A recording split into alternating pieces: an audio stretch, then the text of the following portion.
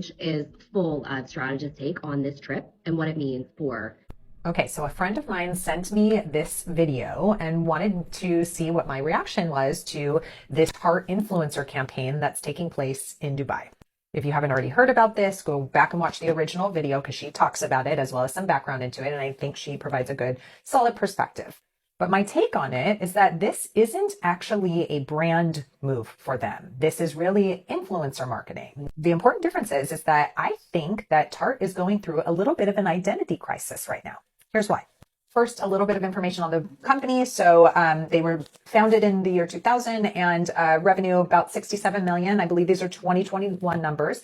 And according to Rocket Reach, they are one of the fastest growing cosmetics brands on the market and also the pioneer of high performance products. For context, though, Glossier, which was started in 2014, which was less than 10 years ago, is already at 59.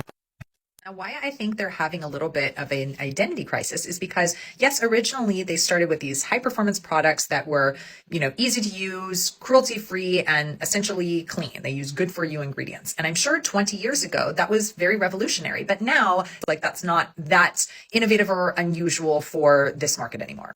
We see this all the time with brands who never really identify what's the bigger story that sits above your product. It means that you typically depend on, just constantly pushing your product, which is performance marketing, or trying to leverage these other marketing avenues, such as influencer campaigns, which can be really expensive and frankly have a very short shelf life.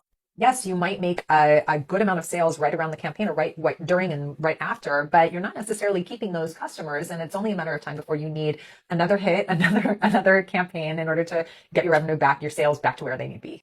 Layman's terms here, you're playing the short game rather than the long game. It feels like they might be grasping for straws right now, still trying to find out what their identity is and taking a very expensive route to get there.